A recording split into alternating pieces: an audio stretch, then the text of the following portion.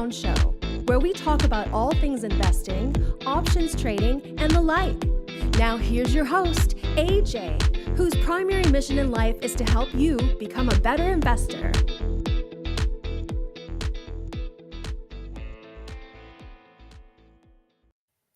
All right, ladies and gentlemen, welcome back to episode 137 of the AJ Brown Show. Today is June 14th, 2024, and with me, as always, the main man of the show. Good morning, Mr. AJ Brown. How are you doing today? Hey, Ciprian, I'm doing well, and yourself? Doing well. I feel like it's been an optimistic week, right? Inflation is theoretically coming down, at least Moderating, that's yeah. what they're telling us. The Fed came out with their rhetoric this week, and they didn't seem to signal anything. What are you thinking? Markets are hitting new highs. What's the takeaway? What's your perspective? Well, so a couple things. So first of all, we've got we've got the consumer price index that came in on Wednesday, and it seems to be moderating, just like you said. And then producer price index that came in yesterday, it seems to be moderating, just like you said. So things seem to be, there's this renewed sense of a soft landing. Of course, the Fed came in on Wednesday, no policy change, but their rhetoric is just as important as their policy change. And they're being kind of hawkish. They're kind of pointing at just a single rate drop. And that's a different message than what they were talking about a couple of press conferences before. Like in March, they were talking about as many as 3.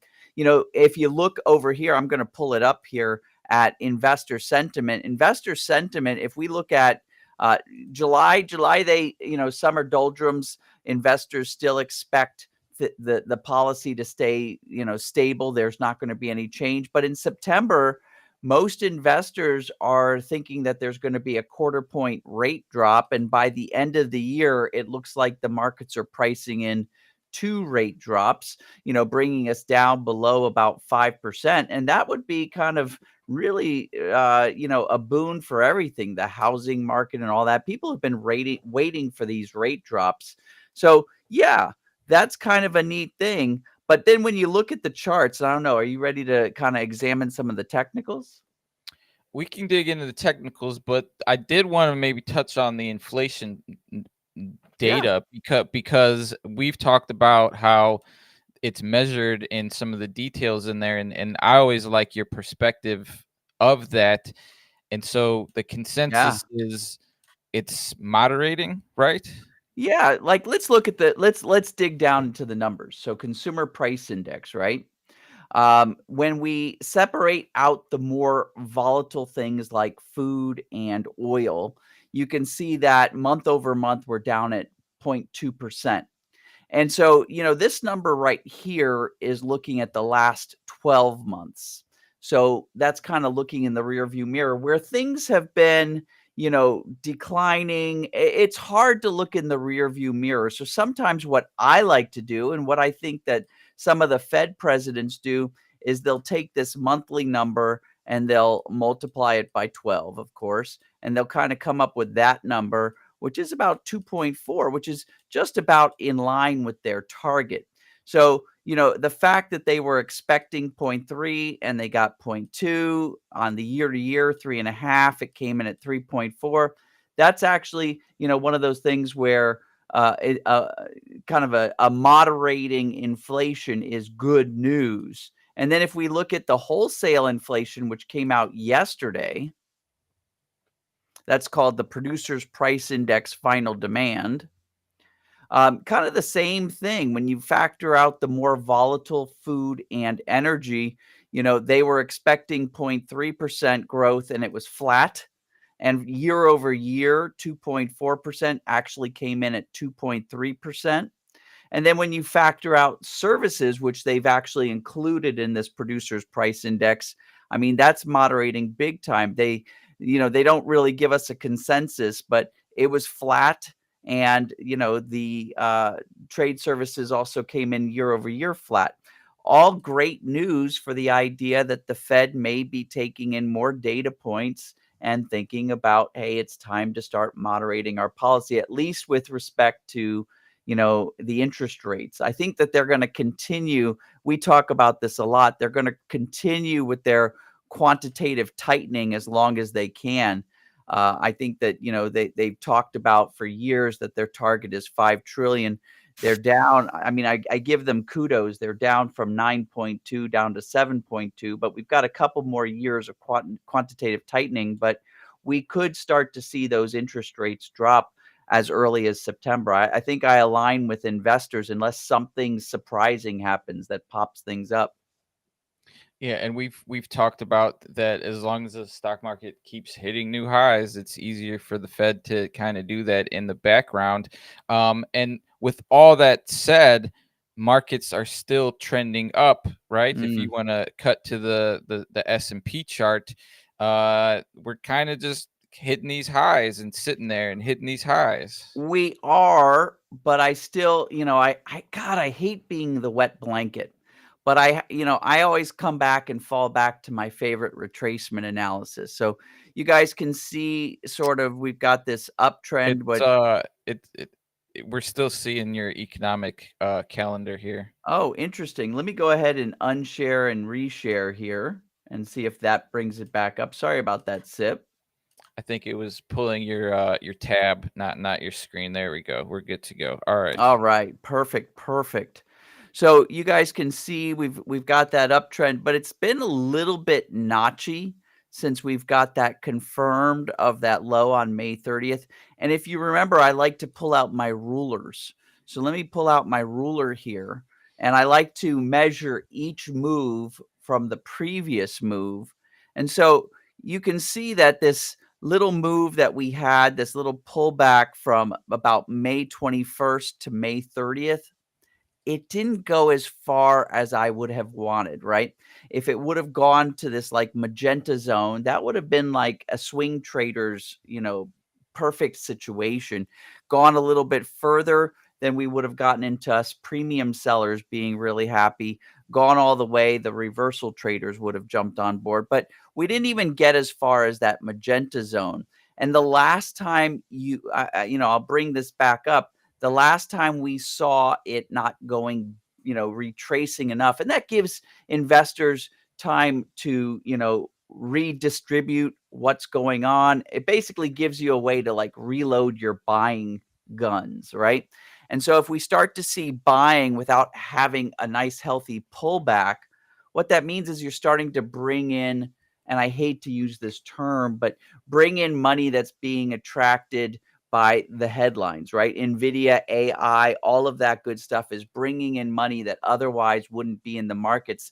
It's been affectionately called, dumb money. And you got to watch out when that sort of money starts to jump into the markets, because then it can leave on a dime. Or you got a whole bunch of inexperienced investors in there and they start white knuckling thing. And the last time that happened, of course, we had a little bit of a bumpy rally after that, but then that's when we had that little bit of a downtrend in the end of March to the beginning of April. I actually am starting to see a little bit of a top out. I haven't gotten any signals. My signals are all based on lagging indicators. I haven't gotten any signals that we've topped out, but we're starting to get bar patterns. So I'm just putting it out there that a correction is probably, in our distant, not too distant future. And we're getting up, we're about 2 weeks, 3 weeks away from the beginning of the summer doldrums. So I'm glad that I'm really versed on premium selling, because I think that we're in for some premium selling, if not through the summer, probably, all the way through the end of 2024 here. Yeah, and we've been running the premium selling workshop in the ticker below. So if you're watching and that's something you haven't checked out, we also threw the link to that in the chat. But one thing that I keep thinking about and statistically seeing is I saw this tweet this morning that the top 10 companies now make up more than 35% of the S&P 500, and so as we continue to make these new highs, is it the overall market, economy, company workforce, or is it these 3 or 4, 10 behemoth giants, Nvidia, Apple, that just continue to make a ton of money and is just leading the overall pack up. So I'm bringing people, if you were to get free access to the web portal, we're going to give you a link in a couple moments on how to download some of my free indicators. But along with having access to the web portal to get your free indicators, I also give you access to our little index stats summary, which is it updates at the end of every trading day. And one thing I want folks to notice is this secondary indexes area. We like to take a look at exactly what you were talking about. There's the 100 best stocks out there represented by the S&P 100. But then we also look at the mid caps that's represented by the S&P 400, and then two different ways to look at the small caps, the S&P 600 and the Russell 2000. And if you take a look, you're absolutely right. It's that S&P 100 that has really been carrying the market up, and that S&P 100 is representing a large influence on what the overall indices are showing, but you're not seeing as good a response from the mid caps and the small caps out there. So you're almost getting pulled by the large caps, and the large caps are representing those bigger indices. But I'm almost wondering, is the rest of the market kind of almost an anchor on the market movement? One last thing to point out, Sip, is yesterday I was starting to sweat a little bit about my VIX hedge trade, but take a look at what's happening as of today. Remember, the VIX is kind of a precursor to market sentiment. It's a representation of how much insurance in the form of option derivatives is being purchased, right? It's driving those insurance policies up higher for a higher demand. And if you take a look at what's happening in the VIX today, and that's why I'm kind of also forecasting a little bit of possibly a pullback in the not too distant future. The VIX jumped up. I'm no longer worried about my hedging trade doing anything but breaking even, because I'm well above, $13. I just had to be above $12 for that to be a wash trade today, because today is the expiration of that hedge trade. But yeah, look at that pop. Today, there seems to be this appetite for curbing risk. And so that's something to think about with the S&P being at all-time highs. Yeah, I was gonna bring that up, but it's good that it's gonna close on a positive note, and it may even be able to have a new setup next week, right? Oh, Seeing as absolutely. the cycles Absolutely, renewing. dude. Yeah. Yeah. All right, wonderful. So, all right, that's AJ's weekly breakdown. A little quick look at the markets. We do have a special guest today, and so I know we've been talking indicators, and he's got a really cool indicator. And so we'll go ahead and take a short break. We'll bring in our special guest, because I know you and him, AJ, could probably spend a few hours talking about this stuff. Oh my gosh, we have too. And so now we'll kind of make it open to the public. We are streaming live, so anybody that's watching, if at any moment you have any questions for our special guest AJ, what we're talking about, feel free to throw it in the chat. We could bring it into the loop and get some answers for you. Otherwise, sit tight. We'll be back. Check out the link to the webinar. It's going to be in the chat. Yeah, here we go. Get it. You're afraid of trading in the markets. Guess what? I've got your answer. I've got 4 strategies I'm going to give you, along with the tools to make it super easy. I'm going right home, giving you the webinar. I need you to sign up below and meet me in a few minutes.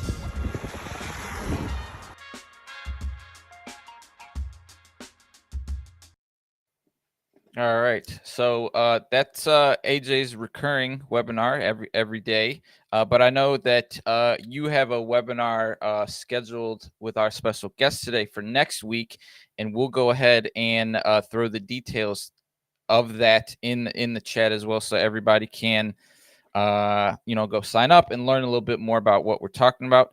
But without further ado, let's go ahead and bring in our special guest. And this is Jeff Tompkins of Altos Trading. Jeff, welcome to the AJ Brown Show.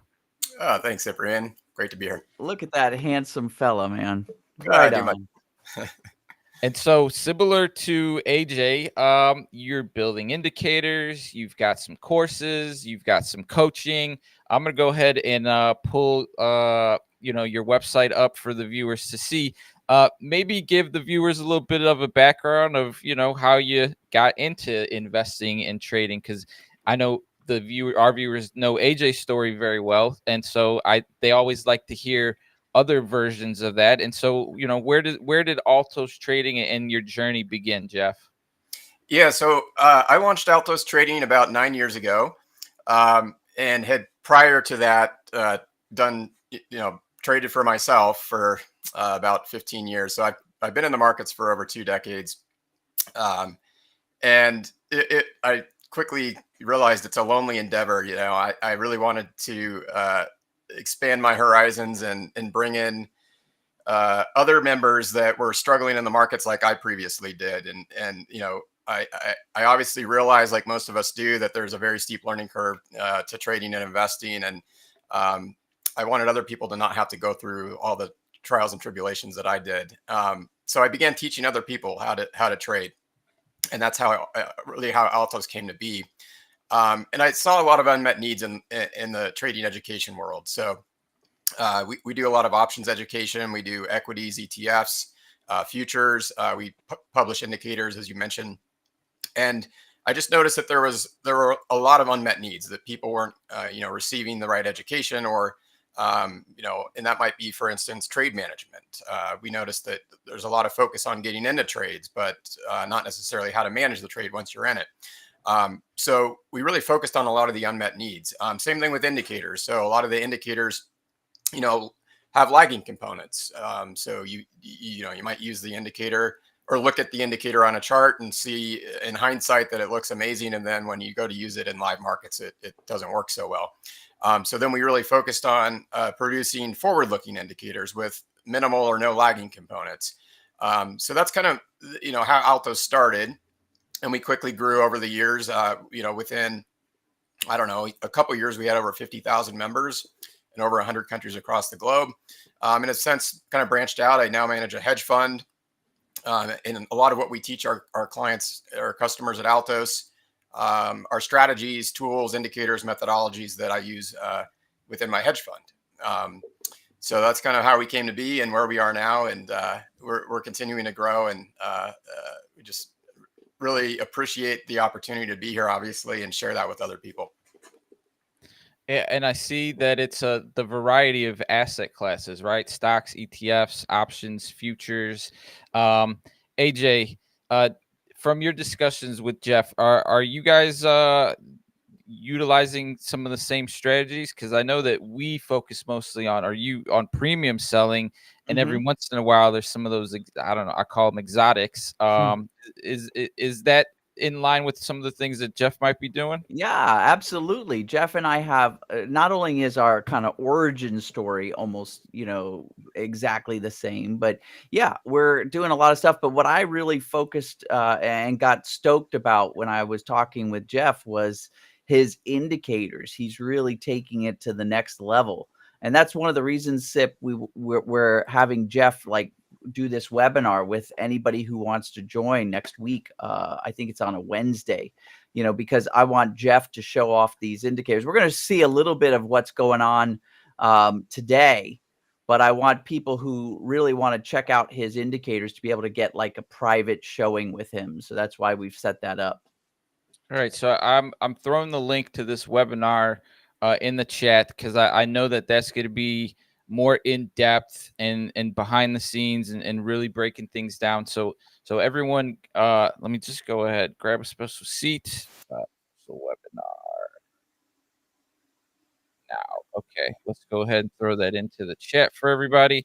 But with that, Jeff, usually this is where we would kind of discuss our topic of the day. So maybe let's give a little glimpse into this indicator, right? I know we were chatting earlier. You got a pretty nifty name for it. The trend, the trade trend, right? Yep. And so let's go ahead and maybe pull it up from your end and give a little bit of breakdown of the thought process behind it. Yeah, the absolutely. 100,000 foot view. Yeah, I'll do my best. Yeah, obviously we'll be getting into this in more depth on our Wednesday webinar, so I'm excited to do that. But I'll give you just a quick rundown. So I've got probably one of the most followed stocks right now, right? NVIDIA, a chart of NVIDIA pulled up. So I'll kind of just explain what the indicator does, what makes it unique, and kind of explain the symbology. So this is just a daily chart of NVIDIA. And you'll notice really three types of symbols on the chart. So you've got a red arrow, okay? You have red arrows, green arrows. You have red and green dots, okay? And some of those might be a little tricky to see. And then you've got horizontal lines, either red or green horizontal lines. So let's look at the arrows real quick first. So the arrows are a forecasted sell signal. Okay, so a red arrow would be a forecasted sell, a green arrow would be a forecasted buy signal. And what that is it's simply a forecast of future trend direction. So if we get a red sell arrow, the algorithm is telling us that it anticipates a rotation lower in the asset. Now, that doesn't mean that we want to go ahead and short right there. Same thing with a green buy arrow. We don't necessarily want to buy in when you see the arrow. That's simply a forecast. And we'll pull up another chart to demonstrate. But when you get that arrow, there's not currently a signal on NVIDIA at the moment. It's going to give you a suggested entry price. Okay, so let's just look at the sell signal here. When this arrow came in back in September, it's going to tell us to enter at a lower price, so that we would use a sell stop order if there's follow through in that direction. Well, in this case, there was, and you can see that's where the dot comes in. So this dot tells us where the candle that we would have entered on if we shorted NVIDIA. All right. And in this case, we got the trend follow through. Really nice move. And remember, this entire trend was forecasted ahead of time. Same thing with this buy, right? So notice how there is a very strong reversal here. There was the green forecasted buy arrow. That was provided ahead of time, and it does not repaint. So that's on the chart. It's set in stone before the uptrend. Notice at the very top, sell signal before the downtrend. Notice down here, green arrow before the uptrend. So these are all, they don't repaint. They're all set in stone before the trend actually sets in.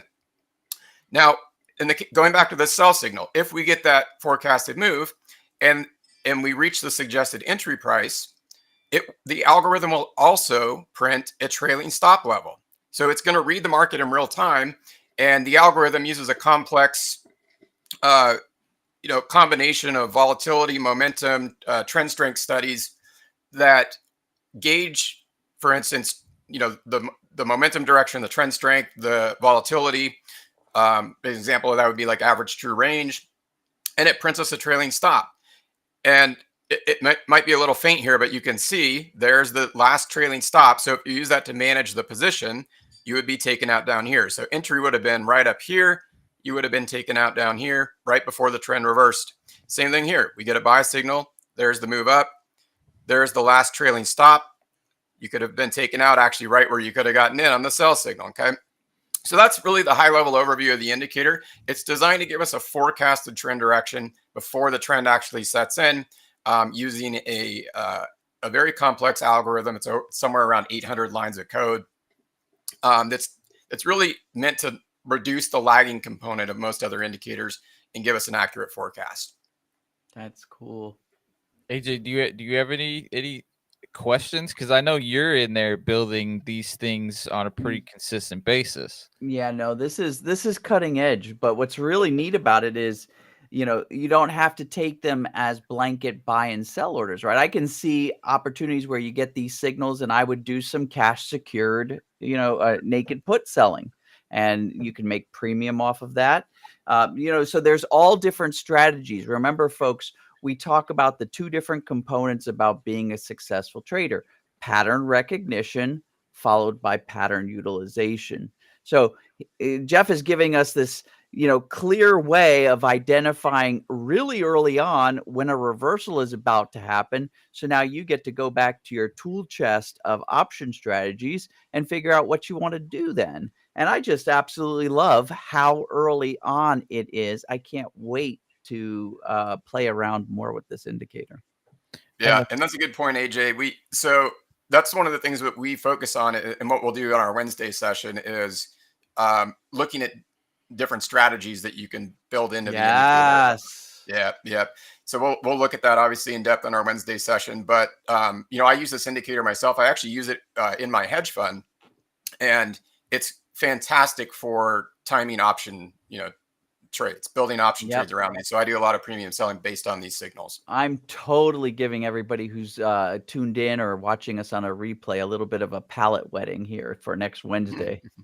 Yeah, and it seems pretty simple to follow along, because I know, AJ, your indicator has some very similar green up green up, red down arrows. And I was curious when I first saw this what the little lines to the side are, and the fact that that's your stop. I mean, it doesn't seem to be too far off. Like your risk Taking it to seems the next very level, limited though. here. Yeah.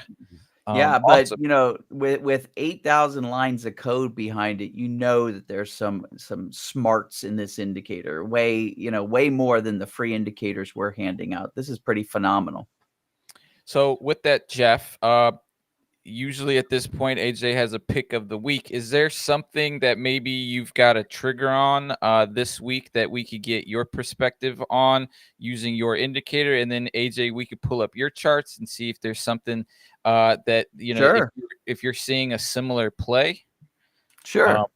I mean, right offhand, I'm thinking, GameStop, but I think that doesn't really, fit into logic. Yeah, so No. I'll pull up one for you. This one's actually already open on our indicator on the buy side. Can you see my screen of Micron? Yeah. Yeah. Yep. Yeah. So this one actually already has an open buy signal, but this would be my pick. It's done very well. Let me zoom in here so you can kind of see this. So the buy signal actually came in earlier in June. So it's been open for a while. You can see the trailing stops are still in place. I think there's probably going to be a little bit of pullback in Micron. We're already getting one today, about 1 3/10% down. I think that could pull back a little bit, but if we zoom back out, there's a pretty strong level of lower support down here around 132 to 133. That might be a good pullback level for re-entry back to the upside. I think, after this breakout that we saw earlier in June, I think this one has some good room to run. But here's an example of, so this buy signal back here, which came in June 5th, you'll notice that when you get one of these forecasted buy signals, it will print the suggested entry price up on the corner of your chart. So in this case, that would have been 134.33 is where you could have got in on this candle here. And obviously this one's a nice 7 points in the money at the moment. But I think a little pullback here before a resumption of the uptrend. Awesome. So AJ, what are you seeing in Micron from your perspective? I mean, I saw the same exact thing. So I think his came in a little bit earlier than mine. Mine didn't come in until just a few days ago. On June 10th was my confirmation of, getting into this long. And then, you're seeing a little bit of a pullback here. I just love how quickly his indicators kick in. So, everything Jeff said, we're seeing the same thing on our side. All right, Micron. Cool. This is Micron's the Bitcoin company, not company, but they buy a lot of Bitcoin, right? They do mostly do DRAM. I don't know. They may be. I'm not sure if they're involved in Bitcoin, but yeah, they're actually based out of where I live. I live in Boise, so their headquarters are here. But they're a big DRAM company. What's really funny about Micron is we had created about a year ago one of those trades where we would be able to adjust it and get some premium every expiration date. And then we all got exercised to the positive side on our trade around, the beginning of this year into about January, February, and it's been going up since then. I haven't been trading it such as that, but for a while there, it was a sideways channeler, right? So it's interesting what's happening at Micron that's causing investors to, increase its price from $60, $70 all the way back up to double that. It's at $140. I think they Yeah. just released some bonds or something. I saw it in the news. So I think there's something news driven, but the timing of the trigger, the indicator, and that is helping. So nice little winner there in Micron. And so yeah, that's our pick of the week. It might be a little late, but that's why everyone needs to tune into the webinar next week so that you can get ahead on some of these. So Jeff, thanks for hopping on. We're gonna run through some of our speed round names. We'd love for you to stick around and maybe pull up some of those names on your end to see if there's any confirmation. Yeah, if you've got a minute. I'll be here on standby. I know we have a few cool ones. I just fell over.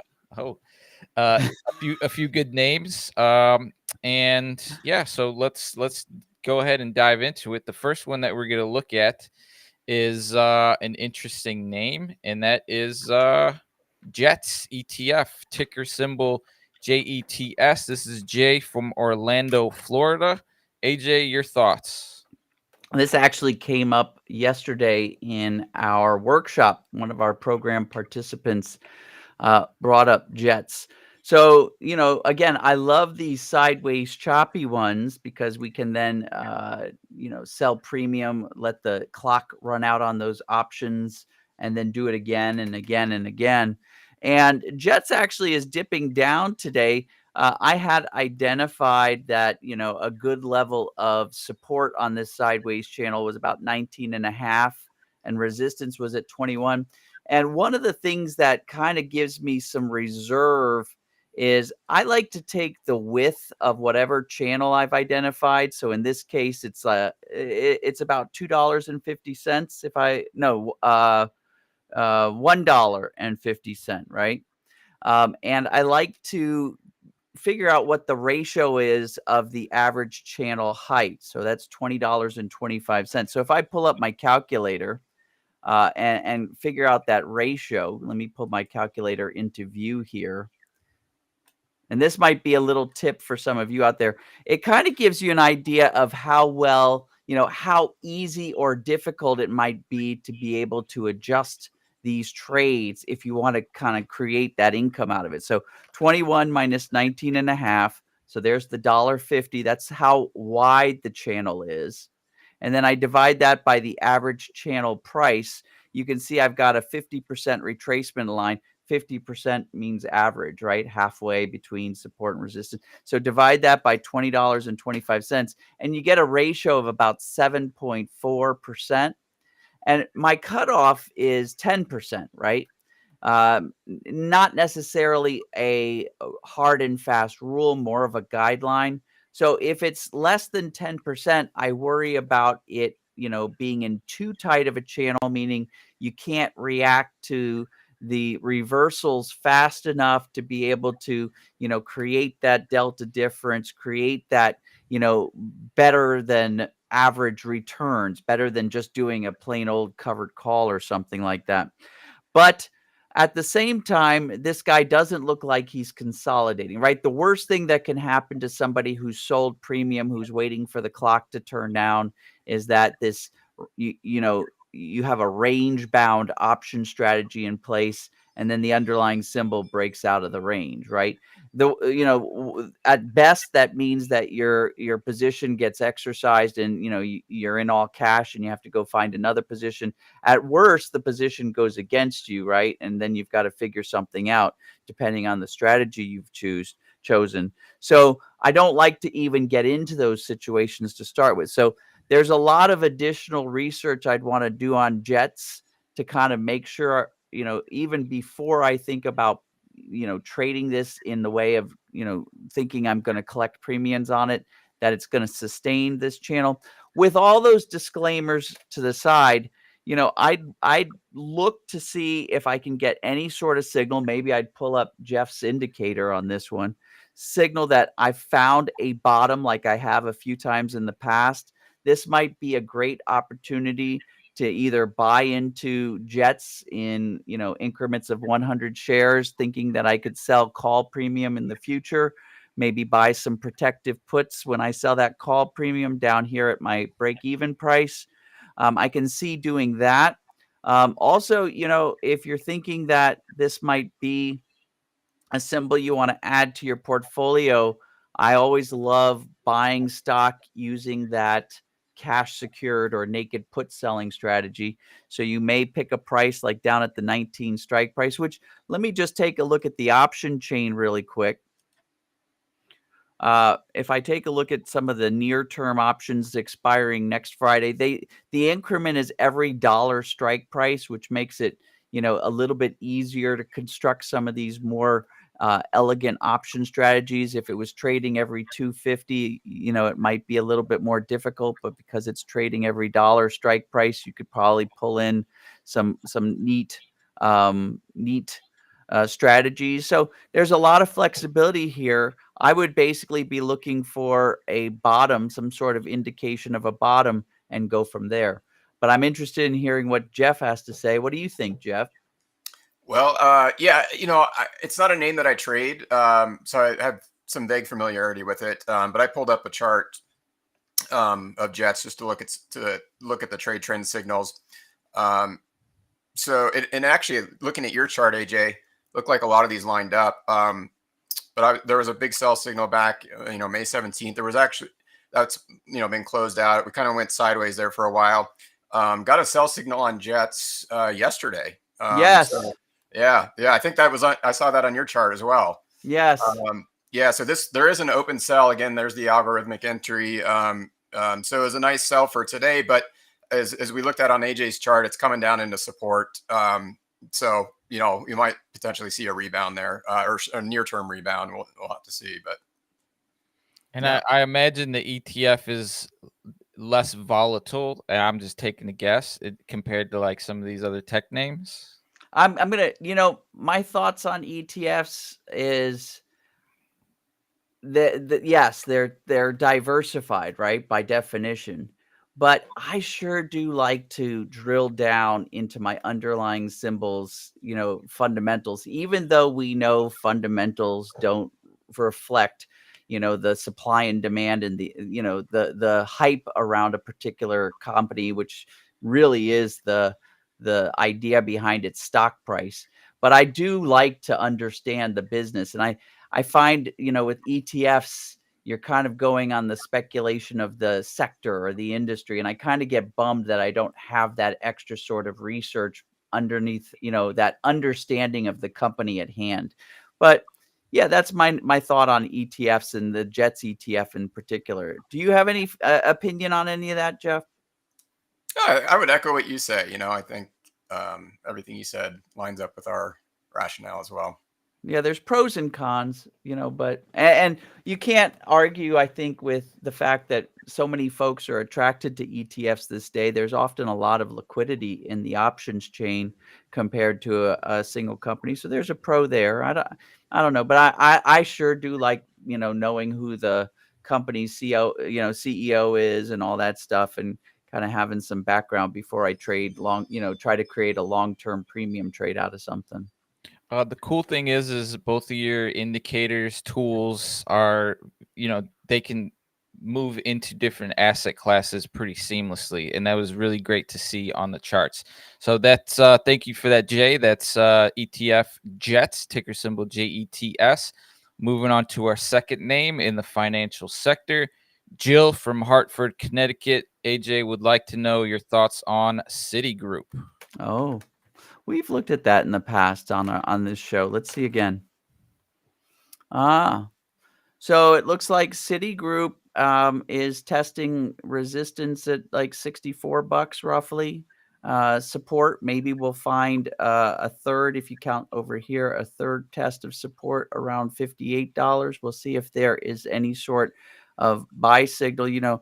When you get a buy signal and then the next day you get a sell signal without getting your next day follow through, that kind of cancels it out. So we had this sell signal up here, probably with follow through. I'd have to look at an intraday chart, but maybe on May 23rd, and we're waiting for, if you shorted or, sold to open or bought some back month put options, great opportunity possibly. I'd have to go back. I haven't traded Citigroup in a while. I'd have to refresh myself on what's happening in that, the banking sector and in Citigroup. But if we found, technically, if we found support around this $58 mark, maybe that's an opportunity to either buy some of the stock. Again, I'd always do it in lots of 100 shares so I could sell premium next time, or buying some, back month put options. I'm sorry, call options. So I'm talking pretty far out in time, like 6, 8 months, and pretty deep in the money so that we're getting it close to trading at parity. And then you'd be set up, if you then shot up above $64, you have it as a directional trade. But if you stop again yet a third time at $64 or around that, you could start the whole income generating, sell some premium, let that clock turn down, roll out of protective puts, and create that whole little process of, once a cycle, once a month, doing these little trades and having that premium come your way. Just some thoughts. And Jeff, echoing much of the same. Yeah, actually, I see, again, a lot of the same signals in terms of buy and sell is on AJ's chart. We also have an open sell signal at the moment on Citigroup. This one came in back on June 11th and triggered. The previous one was, it's looking a little bearish. There was kind of this double top up here. We exceeded a little bit, obviously, from earlier this year, and then we got a sell signal. This was probably our biggest sell signal on May 20th. One thing our indicator does, so there was a buy signal here June 7th. Not every signal will result in a triggered entry. The entry here would have been above the June 7th candle. We didn't get the follow through, so that was a null signal. So the last triggered one again came in. It actually just triggered today. But yeah, hard to say. I would say this probably has some room to run down into like the 57 area, prior support down around 57. That might create some buying opportunities potentially. Yeah, and if it doesn't, then you can follow it as a reversal, I guess, based on that signal that you got on June 10th. I love your indicator, man. Oh, thank you. I do too. Dude, it worked well for me. For you guys that are tuned in either in the replay or live, you really need to register for next Wednesday's webinar. In fact, register whether you can be there. Don't even look at your calendar. Just get on the registration, because we'll be providing a replay. The only benefit of being there, it's a big benefit of being there live Wednesday, is you'll be able to ask Jeff questions. But, if you just want the content, just register, get on that list, and then you'll get the replay delivered to you. And it's just worth a minute of your time right this minute to go follow the link that's put into the chat there, and just get your name on the roster. And then if you can make it live, great. You'll be able to interact with Jeff. And I think that's, worth the price of registration. But I think that this indicator, I know I'm going to be tuned in like mouth watering. So right on. It's really cool to see that the similarities in both your indicators, and maybe they're just off a day or a couple days. So that's really cool to see. And in theory, AJ, if I'm not mistaken, if the Fed starts to lower rates, that tends to be good for banking names, right? Yes, but there's no direct correlation, right? The stock market is the stock market. It's a charisma and popularity game when you break it down. So that's why I'm attracted to those boring stocks, Sib. The boring stocks that aren't in the mainstream media's mouth.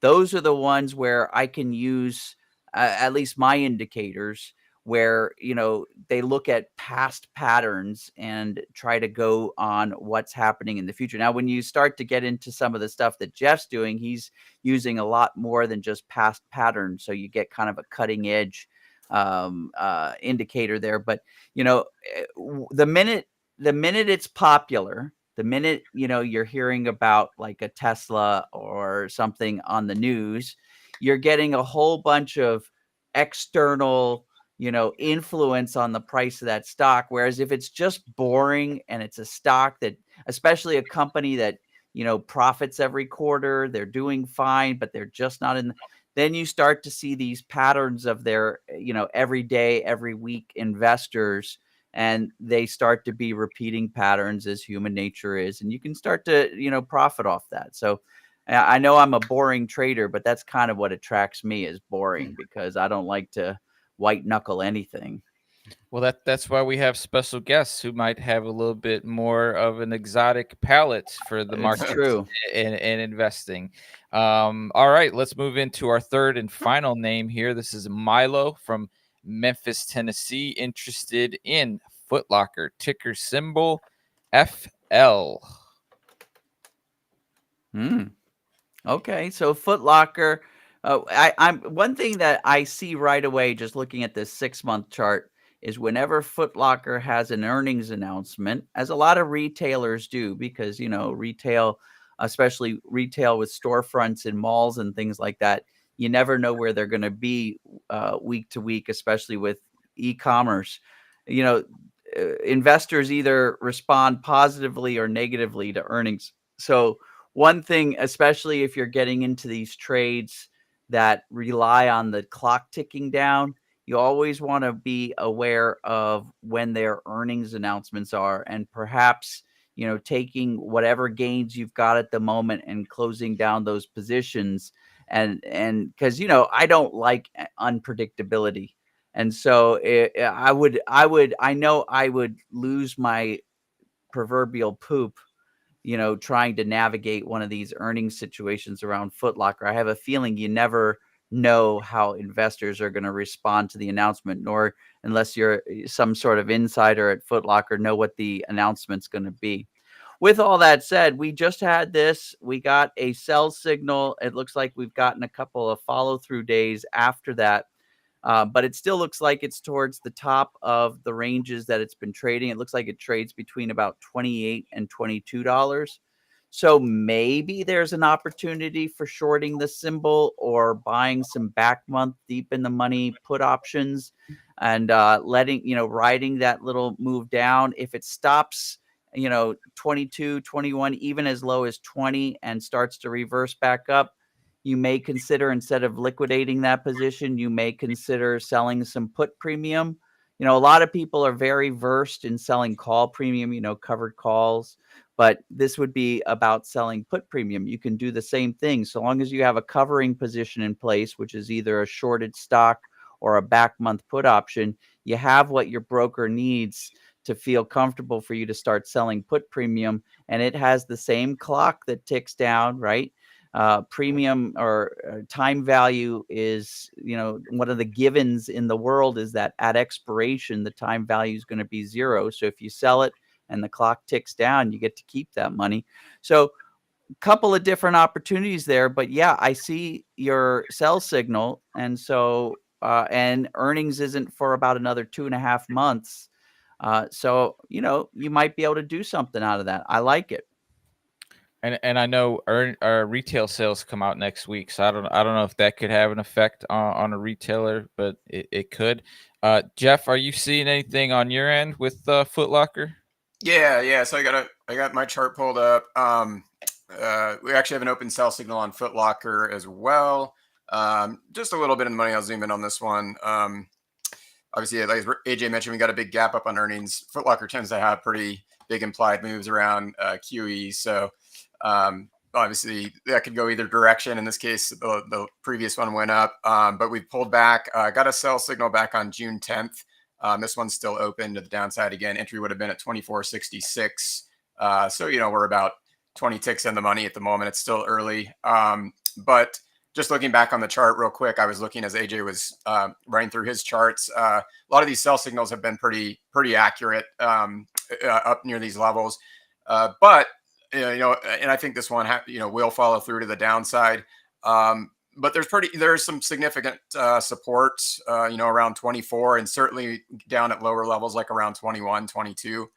So there I'd be looking probably for buy signals. We got some previous buy signals down in that area before the run up. So that's kind of my rundown on Foot Locker at the moment. All right, Yeah. Foot Locker. Thanks for that, Milo. Thanks for your input there, Jeff. Let's go ahead and pull up the link to the webinar again so everyone can go ahead and head on over there. It's going to be the title of the webinar is How to Forecast Market Direction Up to 3 days in Advance using a variety of indicators, using the indicator that Jeff's been describing here today. That is going to be next week, June 19th. Mine is coming up as 5 p.m. Pacific time. AJ, that's going to be 8 Eastern, correct? Absolutely, man. All right. So the link to that is in the chat. Like AJ said, if you can't attend live, head on over here, sign up. We'll get you the replay. We'll get you links to access, to learn more about how to get the indicator, to review it. But if you can't attend, you can ask Jeff some questions. Jeff, thanks for taking some time today to hop on the show. We appreciate it, and I know that our viewers are looking forward to learning more about what you got going on next week. Dude. Before we let Jeff go, one of our viewers asked Jeff to look at a symbol that I worked out last night on our program, Starwood Property REIT. Jeff, do you have a minute to just pull? I know I'm putting you on the spot here, but I'm interested in. It's the ticker is STWD. Okay. STWD. This is from Steven. STWD. Yeah. Okay. Yeah, we actually have a pending buy signal at the moment off this level of support. So again, a name I'm not, so obviously it's a REIT, a name I'm not all that familiar with. I haven't traded, so I'm just purely going off the technicals here. But it looks like so there's a pending buy signal. So this hasn't triggered yet. Let's see and so we're looking at a daily chart here. So this will be set in stone at the close today. So the current price may change. We'll just have to see where we close out today at the end of the U.S. session. But it's looking like we're going to have a confirmed buy signal. If I look back around this, 1860 to 18 or 19 level support zone, prior buy signals around there have actually done really nicely. So we've gotten some pretty significant moves up from this level. So could show some promise to the upside. Overall, I'd say, over most of excluding January. So as we get into February, STWD seems to kind of be in a pretty well-defined sideways channel with a base again around, 1850 or so. And, a ceiling around 2050. And these can be great opportunities when you get these well-defined channels for buying at the bottom of the channel, selling at the top of the channel type of thing. All right. So if anyone wants to get access to more of that information, that confirmation signal, head on over to the webinar, sign up. We'll get you information on how you can access it. Once again, Jeff, thanks for hopping on the show. Thanks for giving us a glimpse into what you're doing over there. We appreciate it. And we'll see you next week. Wednesday, dude. I can't wait. Wednesday. All right. We'll see you there. We'll make sure everybody, you got to register for that webinar. We got to get more in depth, and now that you've got a taste of what his indicator is, you've got until Wednesday to come up with juicy questions to throw his way. I'll be ready. That's right. Cool. All right, Jeff. Have a good weekend. Take care, guys. Thanks for having me. Bye, Jeff. Bye-bye. All right. Big thanks to Jeff once again. The link to that is in the chat. I mean, AJ, that's a pretty snazzy looking tool there. Yeah. So I'm glad that we were able to get him on, and I'm excited for the show the Yeah. webinar presentation next week. Well, I always like to cull, Jeff's been around. You find a lot of these folks out there that come and they promise the world, and they usually attract a lot of investors, especially, home office investors like myself. They attract us with these shiny objects. Usually they've paid some amazing marketers to put together some crazy amount of videos and text to get us, all watering for what they've got. We buy it and then they disappear. Just Jeff being around for this long, for Jeff having the hedge fund that he has to be accountable to. He's one of those people that actually is doing what he says he's doing.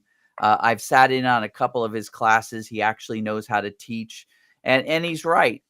Anything that you can do where you can get somebody to kind of guide you so you don't have to go through trial and error, because trial and error could not only take you a long time, but it could be quite expensive. So guided discovery is the way to go. And Jeff's just one of those guys that's been around, and he's got some cool stuff.